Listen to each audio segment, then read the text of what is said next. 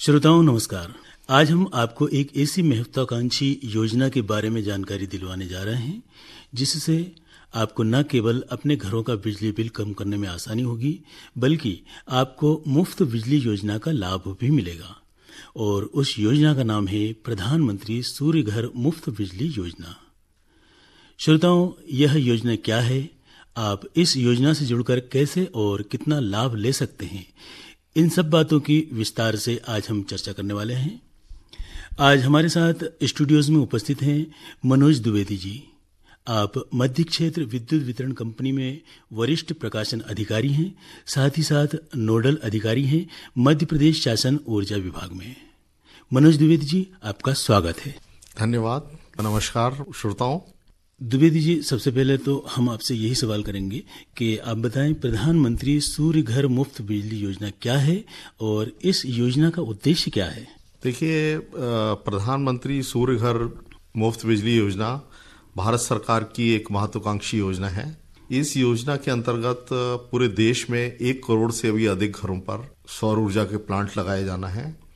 इसके अंतर्गत green energy को बढ़ावा देने के लिए यह योजना लागू की गई है और इसमें कुछ सहूलियतें दी गई हैं ताकि उपभोक्ताओं को आसानी से सौर ऊर्जा के प्लांट लगाने में मदद मिल सके और उनको भारत सरकार सब्सिडी भी दे रही है। सर, आपने बताया कि भारत सरकार सौर ऊर्जा प्लांट लगाने में सब्सिडी भी दे रही है और इसका उद्देश्य आपने बताया।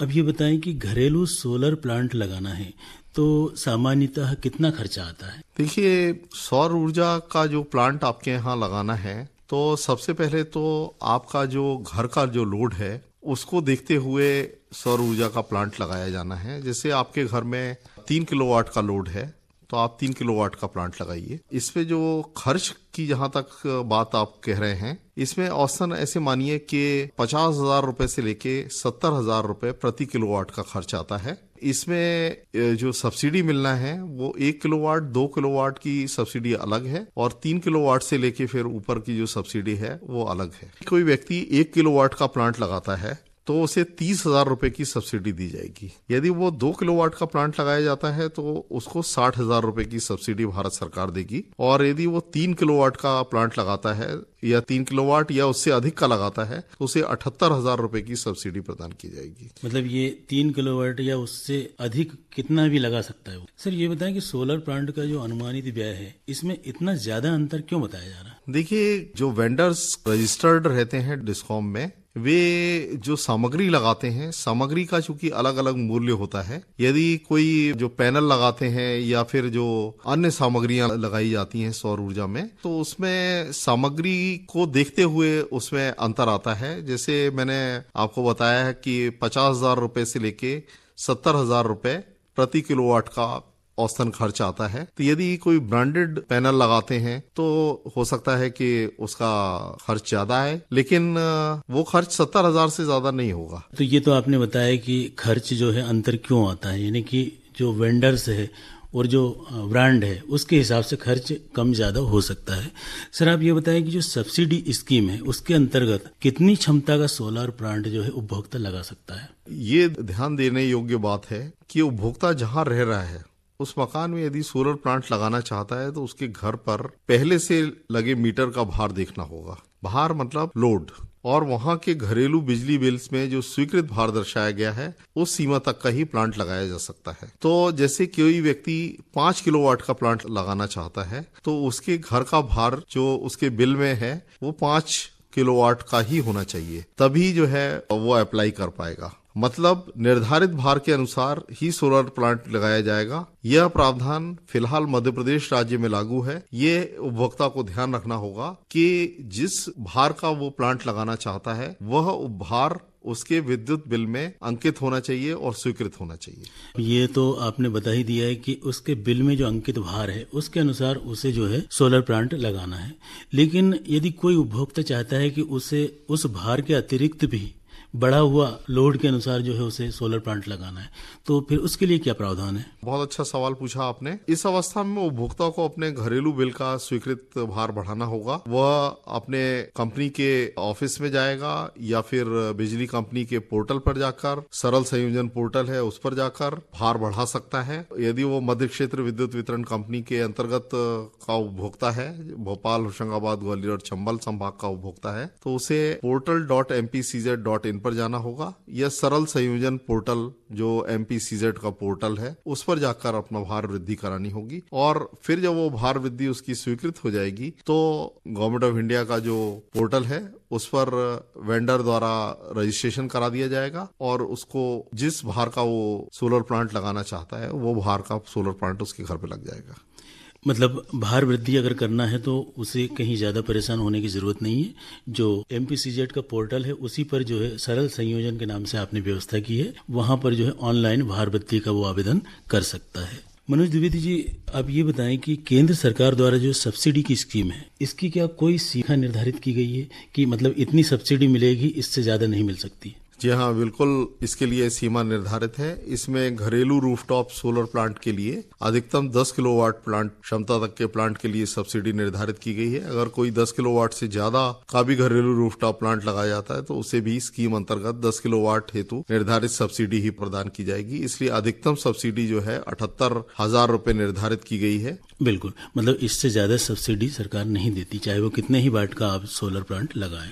सर, क्या होता है कि सोलर प्लांट तो लगाए जाते हैं लेकिन कुछ गारंटी वारंटी की भी इसमें कुछ गुंजाइश रहती है क्या? क्योंकि कई बार उपभोक्ता ये सोचता है कि जब इतना महंगा हम प्लांट लगा रहे हैं तो ये आगे कितने दिन चलेगा या इसका रखरखाव कैसे क्या करना है, इसकी कोई क्या गारंटी वारंटी रहती है? सबसे पहले तो हम आपको ये स्पष्ट कर दें कि सोलर वेंडर द्वारा जो प्लांट लगाया जाता है इसमें उपभोक्ता को वेंडर द्वारा पर्याप्त जनरेशन देने की 5 वर्ष की वारंटी दी जाती है। इस अवधि में अगर कोई सोलर पैनल खराब हो जाता है या अन्य कोई तकनीकी गड़बड़ी के कारण प्लांट अपनी क्षमता अनुसार जनरेशन नहीं कर पा रहा है तो वेंडर उसमें आवश्यक सुधार या जरूरत पड़ने पर पैनल को रिप्लेस भी करेगा। यानी कि रखरखाव की जिम्मेदारी वेंडर्स की है और ये वेंडर्स रजिस्टर्ड वेंडर्स हैं, इन पर कानून लागू होता है। ये यदि कोई गड़बड़ी करें तो इनकी शिकायत भी की जा सकती है। एक बात हम जरूर यहाँ बताना चाहेंगे कि गारंटी अथवा वारंटी केवल प्लांट की कमीशनिंग से 5 वर्ष तक की अवधि के दौरान प्लांट के उपकरण में आई खराबी पर लागू होती है। इस दौरान यदि परिस्थितियां बदल जाती हैं तो फिर जनरेशन कम हो जाता है। उदाहरण के तौर पर अगर आपके पड़ोस के मकान में एक मंजिल और निर्मित हो जाती है और उसकी छाया से आपके प्लांट का जनरेशन प्रभावित होता है या फिर इन 5 वर्षों में आपकी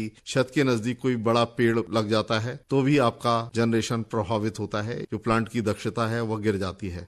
कभी कभी ऐसा भी होता है कि मकान के समीप या आस पड़ोस में कोई निर्माण कार्य या फैक्ट्री आदि के आ जाने से धुआं या हवा या धूल के कण जो है प्लांट पर आ जाते हैं तो उससे भी जनरेशन गिरता है। तो इस तरह की परिस्थितियों पर वारंटी अथवा गारंटी लागू नहीं होती है, केवल प्लांट उपकरण की तकनीकी खामियों पर या वेंडर द्वारा लागू की जाती है। तो इन बातों का जरूर हमारे जो उपभोक्ता है वो ध्यान रखेंगे, क्योंकि गारंटी और वारंटी जो है कुछ शर्तों पर रहती है। इन बातों का जो है स्पष्ट होना जरूरी होता है। द्विवेदी जी, आप ये बताएं कि सोलर प्लांट लगाने के लिए यदि वेंडर का चुनाव करना है, क्योंकि हमारे उपभोक्ता जो है उनको ये पता नहीं होता है कि कौन सा वेंडर अच्छा काम कर रहा है या किस तरह का काम कर रहा है, तो उसका चुनाव हम कैसे करेंगे? देखिए, सामान्यतः जो वेंडर हैं वो अपने विज्ञापन भी देते हैं, अपने सोशल मीडिया के द्वारा भी विज्ञापन देते हैं। कंपनी की जो वेबसाइट है, MPCZ की जो वेबसाइट है, मध्य क्षेत्र विद्युत वितरण कंपनी की portal.mpcz.in, इस पर भी वेंडर्स के नाम दर्ज हैं। सबसे पहले तो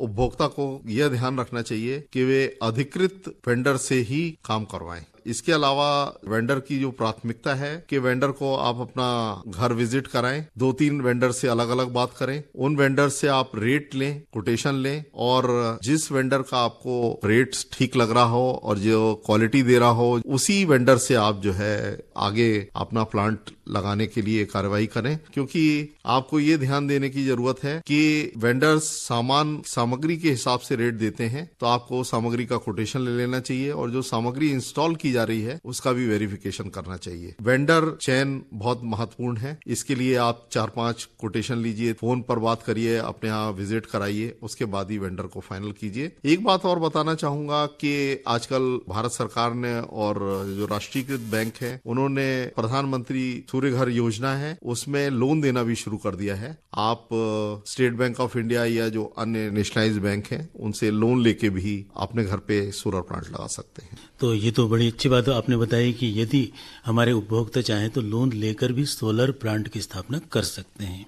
सर एक चीज बताएं कि नेशनल जो पोर्टल है आपका उस पर रजिस्ट्रेशन की क्या प्रक्रिया है? देखिए, यह काम उपभोक्ता को स्वयं करना होता है। सोलर प्लांट लगाने हेतु खुद का रजिस्ट्रेशन करवाना अनिवार्य है। अगर वह किसी कियोस्क वाले या वेंडर की मदद रजिस्ट्रेशन के वास्ते लेता है तो भी पूर्ण उत्तरदायित्व स्वयं उपभोक्ता का ही रहता है। उपभोक्ता के किस बैंक अकाउंट में सब्सिडी आनी है वह खाता क्रमांक सही डालना चाहिए। कितने किलोवाट का प्लांट लगाना है यह क्षमता भी सही डालना चाहिए। स्वयं का ही मोबाइल नंबर रजिस्ट्रेशन के दौरान डालें, किसी दूसरे का नहीं डलवाएं क्योंकि उस पर ओटीपी भी आता है, इसलिए अन्य किसी व्यक्ति से नंबर डलवाना एक बड़ी चूक हो सकती है। और हाँ, अगर किसी कारणवश आप किसी अन्य की मदद रजिस्ट्रेशन हेतु लेते हैं तो पोर्टल पर समस्त एंट्रियां आप स्वयं अपने सामने ही करवाएं और उसको एक बार बारीकी से देख लें ताकि किसी गड़बड़ी की आशंका न रहे। तो हमारे उपभोक्ता ये बात जरूर ध्यान में रखेंगे। तो अभी सर उपभोक्ता यदि रजिस्ट्रेशन करते हैं तो उसको पोर्टल पर कुछ फीस वगैरह देनी होती है क्या? जी हाँ, यह सही सवाल आपने किया। नेट मीटर लगाने से पूर्व 1,000 रुपए की राशि उपभोक्ता को मध्य क्षेत्र विद्युत वितरण कंपनी लिमिटेड को रजिस्ट्रेशन शुल्क के रूप में ऑनलाइन जमा करानी होती है। इसके अलावा कोई शुल्क दे नहीं है। देखिए काफी चर्चाएं हुई है, आपने बताया कि किस तरह से सब्सिडी मिलेगी, कितना लाभ मिलेगा। अब उपभोक्ता के मन में ये बात आती है कि उसने जो लागत लगाई है वो लगभग कितने दिन में जो है वसूल होगी, यानी कि उसे लाभ कितने दिन में प्राप्त हो जाएगा? बहुत ही महत्वपूर्ण सवाल पूछा है आपने। उपभोक्ता को इसमें थोड़ा धैर्य रखना होगा, लेकिन उपभोक्ता को यह हम आश्वस्त जरूर करेंगे कि उसका नुकसान नहीं होगा, उसे अपितु फायदा ही होगा। जो उसने लागत लगाई है इसकी भरपाई 4 से लेके 6 वर्ष के बीच में हो जाएगी और फिर यह अवधि उपभोक्ता द्वारा स्वयं की बिजली खपत पर भी निर्भर करती है कि ज्यादा खपत है तो जल्दी रिकवर हो जाएगी।